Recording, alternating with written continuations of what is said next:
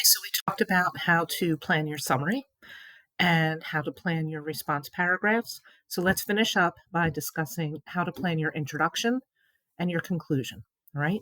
This should be a review from Unit 1, but some people still had questions about it, so we'll go over the information again. All right. So the first part, now, first of all, I would actually plan my introduction backwards. Let me bring this over here. There's 3 parts to your introduction: your thesis, your introducing of the article, and then those engaging ideas at the beginning, right? So since you've planned your 3 body paragraphs, you might be able to state your tentative thesis right now, okay? And writing down the information about R2 is pretty straightforward also. It's the first couple sentences that people have trouble with, the engaging ideas. Let me see if I can actually go backwards here. Let's see, exit full screen. So let's go here. And so the introductory paragraph, your thesis statement, what you're going to do is look at your topic sentences, and you're going to write a sentence that covers all of those, right? So if we look at the example here,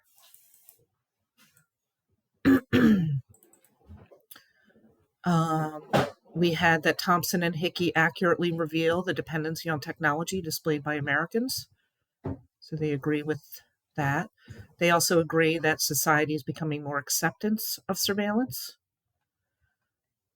And also that they caution Americans that new technology can open doors to new peril. So what we want to do is write a sentence that previews those 3 points, right?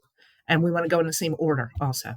So if we go back up to the thesis here, the student wrote, "I agree with the author's insinuations that we are moving into an age of technological control and power, accepting national security monitoring without fear, and potentially ignoring the dangers that increasing technology brings to society." So we have this should match up with the dependency. Sort of does. This should match up with that national security bit. And then this, where'd it go? Here we go. Ignoring the dangers should match up with this one. The new peril, new dangers. So they could match up the specific wording. And if that's what you do on your planner, that's fine. But eventually we want to kind of maybe try to use different words, same idea, different words, so that it adds a little bit more interest. But if right now your thesis is using the exact same words as your topic sentence, that's totally fine, okay? So, right? So that's going to be your thesis statement. All right, let's go back to the middle part of the intro. All right. So the middle couple sentences of the intro are going to have the author's full name. This will probably be the only time you mention, and this is the author of R2. This is probably the only time you'll mention that author's full name. The article title, and it's usually going to go in quotation marks. The publication title, and that is usually going to be italicized. The year of publication is helpful. And then also the main idea in your own words. I do believe the summarizing lesson talked about how to come up with a main idea. Also, the summarizing lesson talks about including this information in the first sentence of a summary. That's usually if you are going to write just a freestanding summary without anything else. Since the summary you're writing is part of a longer essay, that identifying information is actually going to work better in this introductory paragraph, right? And if we look at the sample,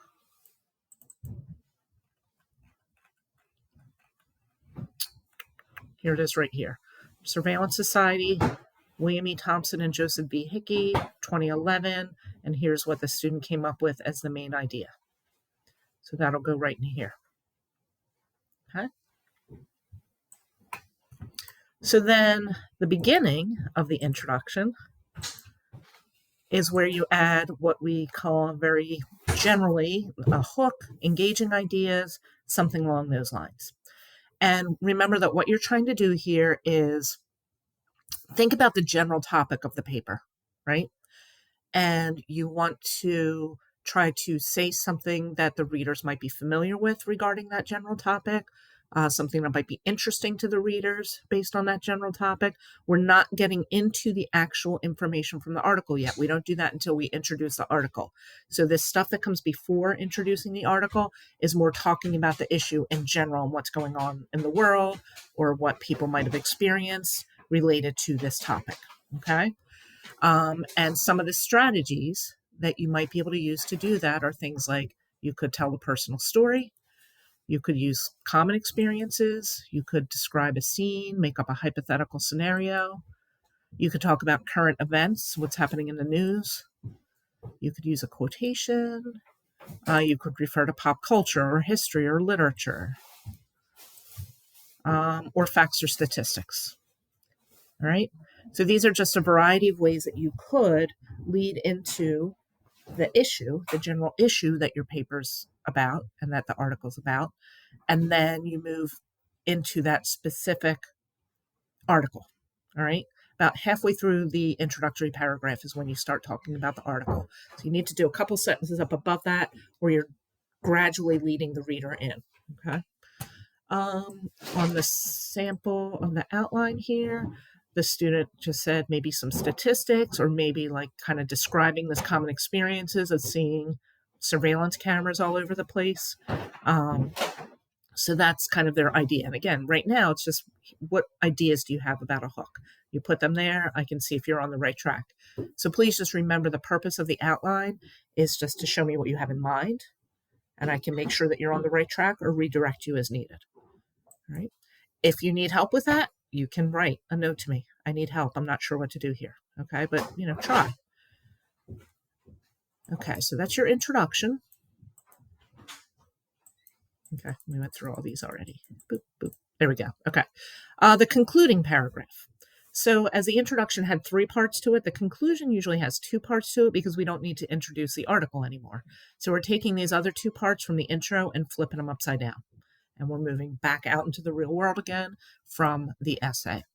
So 2 parts, 1 or 2 sentences each. The first part is going to be restating the thesis. So it's touching back on the end of the introduction. We're going to start the conclusion with that. And then the last sentence or 2 of the conclusion, this is where it's almost like the intro kind of looked to the past and like what's happened to bring us to this point where we're talking about this issue. Now the conclusion is going to move forward and say, well, what now? We talked about the issue. What is this going to mean for us moving forward? So, so what? What now? What are we going to do now? Or what are some recommendations or predictions that you can make about the issue as you move forward? So just think about this idea of looking to the future with your conclusion. Where are we moving from here regarding the issue that you wrote about in your body paragraphs? Okay. And the sample, bring over the sample again. Let's see. Okay, so restate thesis. I mean, and this is very casual. I would not have them include this in this wording in the essay, but it's just an outline, right? So the authors make a lot of good points. Americans need to be aware of the drawbacks as well as the benefits of technology is kind of this looking to the future. So what? What does this mean, right? So that's just this student's idea for their conclusion. Okay. And then just one last reminder, make sure that you include a reference list. You should also have citations in your outline so I can make sure you're on the right track with that. So you'll have a reference for R2, which I think you did on the argument breakdown worksheet. And you'll have a reference for your R3, which you did on the database exploration assignment. So you should have them somewhere. Your references should be in alphabetical order by whatever comes first, right? And just follow the pattern here. And remember that this is not a final draft. This is basically graded on completion. As long as you have all the sections filled in, you should be fine with that. So if there's any little mistakes on it, we just correct those mistakes before the next part of the process. All right, I hope that helps you. And I look forward to seeing your outlines for the Unit 3 essay. Let me know if you have any questions. Bye-bye.